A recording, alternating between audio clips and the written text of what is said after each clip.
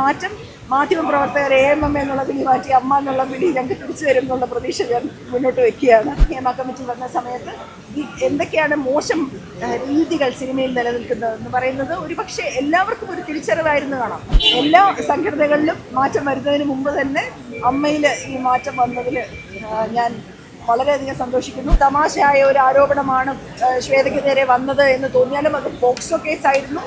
അത് മറ്റ് നോർത്തിലൊക്കെ ഉള്ളതിലൊക്കെ സെക്സ് സ്കാൻഡലിലൊക്കെ പറഞ്ഞ് അടിച്ചു വന്നിരുന്നു. ആ തരത്തിൽ ആക്ഷേപിക്കപ്പെട്ട് പിന്നാക്കം കൊണ്ടുപോകാനുള്ള ശ്രമങ്ങളെല്ലാം നടന്നിരുന്നു. കുക്കുനെയാണെങ്കിലും ശ്വേതയാണെങ്കിലും. പക്ഷെ അതിനെല്ലാം ചേർത്തുകൊണ്ട് ഒരു വലിയ മത്സരമാണ് ഇവിടെ നടന്നത്. വളരെ നല്ല രീതിയിൽ ഞാനത് ഒരിക്കലും സ്ത്രീകളുടെ മാത്രം വിജയമായിട്ട് പറയില്ല.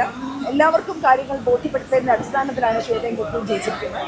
ശ്വേതയും കുക്കും മാത്രമല്ല, ഈ പാനൽ തന്നെ ഒരു സ്ത്രീ സൗഹൃദ പാനലാണ്. കഴിഞ്ഞ പ്രാവശ്യം ശ്രീ മോഹൻലാൽ പോയപ്പോൾ പറഞ്ഞു സ്ത്രീകൾ വരട്ടെ എന്ന് പറഞ്ഞിരുന്നു. അതുപോലെ തന്നെ ഇപ്പോൾ അൻസിബ ഹസൻ ആദ്യമേ ജയിച്ചു. ജോയിന്റ് സെക്രട്ടറി ആയിട്ട് വൈസ് പ്രസിഡന്റ് സ്ഥാനത്തേക്ക് ലക്ഷ്മിപ്രിയയുണ്ട്. അതുപോലെ എക്സിക്യൂട്ടീവ് കമ്മിറ്റിയിൽ 4 സ്ത്രീകളുണ്ട്. സരയു അടക്കം മീനാക്കുറുപ്പ് അടക്കം 4 സ്ത്രീകളുണ്ട്.